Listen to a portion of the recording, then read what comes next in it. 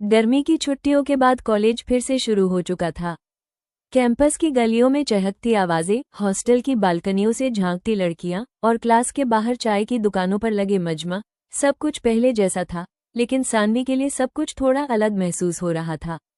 उसकी जिंदगी में अब एक ऐसी धड़कन शामिल हो गई थी जिसकी मौजूदगी को शब्दों में बयान करना मुश्किल था। आदित्य। सानवी जब क्लास के गेट से अंदर आए तो आदित्य पहले से वहां खड़ा था। उसके चेहरे पर वही हल्की मुस्कान जो बिना कुछ कहे बहुत कुछ कह देती थी। हाय, आदित्य ने मुस्कुराते हुए कहा। हाय, सानवी ने भी धीरे से जवाब दिया। उसके मन में एक मीठी हलचल सी थी, लेकिन चेहरे पर सादगी बरकरार थी। चलो, आज मैं तुम्हें कैंटीन की सबसे टेस्टी चीज खिलाता हूँ, आदित्य ने हल्के अंदाज में कहा। सानवी हंसी, बस खाने के नाम पर ही बातें बनती हैं तुम्हारी। दोनों कैंटीन की ओर चल दिए। रास्ते भर कॉलेज की बातें, आने वाले फेस्टिवल्स और आने वाले एग्जाम्स को लेकर मजाक चलता रहा। कैंटीन में बैठते ही आदित्य ने उसकी पसंद की चीजें मंगवा दी, कॉफी और चीज सैंडविच। तुम्हें मेरी पसंद याद है? सानवी ने चौंकते हुए पूछा। हाँ, जब कोई दिल के करीब हो तो उसकी पसंद नापसंद खुद ब खुद याद रह जाती है, आदित्य ने गंभीर होकर कहा। सानवी का चेहरा गुलाबी हो गया। उसे नहीं पता था कि आदित्य इतने साफ दिल से अपनी भावनाएं जाहिर करेगा। उस दिन के बाद दोनों का रिश्ता और गहराने लगा। पढ़ाई के साथ साथ अब हर दिन एक नया एहसास लेकर आता था। एक शाम कॉलेज के गार्डन में बैठे हुए दोनों चुप थे। हवा में हल्की ठंडक थी और आसमान गुलाबी हो चला था। सानवी ने धीरे से पूछा, आदित्य, क्या तुम्हें कभी डर नहीं लगता? इस रिश्ते से, समाज से, हमारे अलग बैकग्राउंड से? आदित्य ने उसकी आंखों में देखा और बोला, डर तो है, लेकिन तुमसे दूर जाने का। बाकी दुनिया की सोच से ज्यादा मुझे तुम्हारी मुस्कान की परवाह है। सानवी कुछ कह नहीं पाई। उसकी आंखों में नमी थी, लेकिन वो नमी खुशी की थी, स्वीकार की थी। उसी रात जब सानवी अपने हॉस्टल रूम में आई तो उसने अपनी डायरी खोली और लिखा। जिंदगी में कई बार ऐसा लगता है कि कोई हमें बिना शर्त समझ रहा है। शायद वही रिश्ता होता है जो आत्मा से जुड़ता है। आदित्य, तुम मेरे लिए वही रिश्ता हो। अगले कुछ दिनों में कॉलेज का कल्चरल फेस्ट आया। सानवी और आदित्य ने मिलकर एक नाटक की तैयारी शुरू की। विषय था ख्वाब और हकीकत। दोनों को ही लीड रोल मिले। रिहर्सल के दौरान उनका समय साथ में और भी बढ़ने लगा। हर संवाद, हर सीन में एक सच्चाई थी जो उनके जीवन की कहानी सी लगती थी। एक सीन में नायिका कहती है, मैं तुझसे प्यार करती हूँ, लेकिन दुनिया की दीवारें बहुत ऊंची हैं। नायक जवाब देता है, तो चलो हम ख्वाबों की छत पर चलें जहाँ कोई दीवार नहीं होती।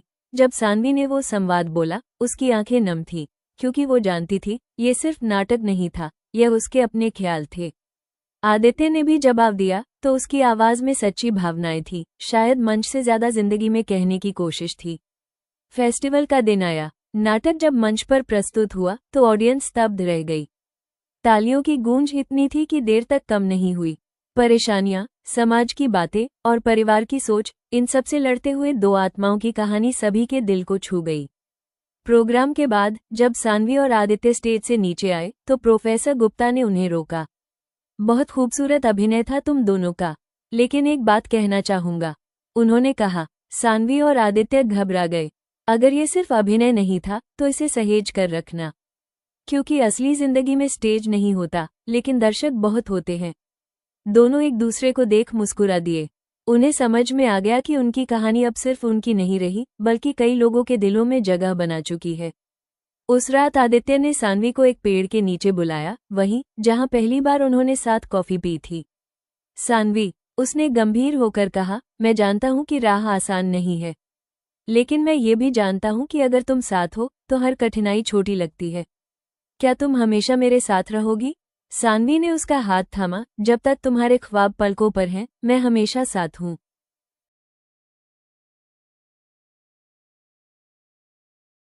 सानवी ने उसका हाथ थामा, जब तक तुम्हारे ख्वाब पलकों पर हैं, मैं हमेशा साथ हूं। चांदनी रात में पेड़ की शाखों से छनती रोशनी उन दोनों पर पड़ रही थी। खामोशी में भी एक संगीत था, और उसी संगीत में दो दिलों की धड़कनों ने एक नई शुरुआत की दस्तक दी। सानवी की आंखें अब भी बगीचे की उस टूटी हुई बेंच पर टिकी थी, जहां कभी आदित्य ने पहली बार उसके लिए गुलाब का फूल छोड़ा था। दिन ढल चुका था, लेकिन उसका इंतजार अब भी वही अटका हुआ था, जहां उसने उसे छोड़ दिया था। इसी बीच घर में उसकी माँ की आवाज आई, सानवी बेटा, चाय ठंडी हो जाएगी। सानवी ने जल्दी से आंखें पोंछ ली और भीतर चली गई। माँ की आंखें उसकी बेचैनी पड़ चुकी थीं। उन्होंने धीरे से उसका हाथ पकड़ा। बेटा, कोई बात है क्या? कुछ दिनों से तू बहुत चुप चुप है, सानवी ने जबरदस्ती मुस्कुराते हुए कहा। कुछ नहीं माँ, बस थोड़ी थकान है कॉलेज की। माँ समझ गई थी, लेकिन उन्होंने और कुछ नहीं कहा। शाम को सानवी की एक सहेली रिया मिलने आई। रिया वही थी जो हर बार उसे खींचकर हंसी की दुनिया में ले जाती थी। सानवी, चलना मंदिर तक टहलते हैं, थोड़ा मन बदल जाएगा, रिया ने कहा। दोनों मंदिर की सीढ़ियों पर बैठ गई। हल्की ठंडी हवा चल रही थी। सानवी अब भी गुमसुम थी। कब तक खुद से भागेगी तू? रिया ने धीरे से कहा। मैं खुद से नहीं, बस उस एहसास से भाग रही हूँ जो वापस नहीं आने वाला। सानवी की आवाज थरथरा रही थी। आदित्य वापस आएगा, मुझे यकीन है, रिया ने दृढ़ स्वर में कहा। सानवी ने उसकी तरफ देखा, लेकिन इतनी दूर चला गया है वो। बिना कुछ कहे, बिना कुछ बताए, सिर्फ एक चिट्ठी में लिखा, मैं अपने सपनों की तलाश में जा रहा हूँ, लेकिन तुम्हें अपने हर ख्वाब में साथ रखूंगा, तो तू भी उसका इंतजार ख्वाबों की तरह क्यों नहीं कर सकती? रिया ने मुस्कुरा कर कहा। सानवी के होठों पर एक धीमी सी मुस्कान आ गई। अगले दिन कॉलेज में एक स्पेशल सेमिनार था, उद्यमिता और प्रेरणा। वक्ता का नाम था आदित्य मेहरा। सानवी का दिल जोरों से धड़कने लगा। क्या ये वही आदित्य था? सेमिनार हॉल में भीड़ जमा हो चुकी थी। जैसे ही स्पीकर मंच पर आया, सानवी की सांसें थम गईं। हाँ, वो वही था, आदित्य। कुछ बदला हुआ, लेकिन वही गहराई वाली आंखें। आदित्य ने अपना भाषण शुरू किया। जब आप किसी सपने की तलाश में निकलते हैं, तो सबसे पहले अपना दिल पीछे छोड़ आते हैं। पूरा हॉल तालियों से गूंज उठा, लेकिन सानवी की आंखें नम हो चुकी थीं।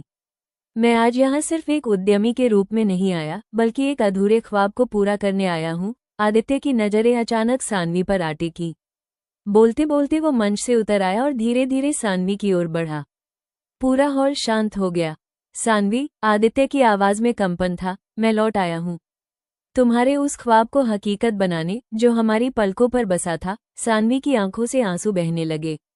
तुम्हें कितना वक्त लगा समझने में कि कुछ ख्वाब सिर्फ ख्वाब नहीं होते? इतना वक्त जितना खुद से दूर जाकर ये समझने में लगा कि मैं बिना तुम्हारे अधूरा हूँ, आदित्य ने धीरे से कहा। तभी पीछे से तालियों की गड़गड़ाहट हुई। पूरा हॉल उस पल के लिए खड़ा हो चुका था। कुछ महीने बाद सानवी और आदित्य ने मिलकर एक स्टार्टअप शुरू किया, ख्वाबों की उड़ान, जो युवा लड़कियों को अपने करियर में सपने देखने और उन्हें पूरा करने की प्रेरणा देता था।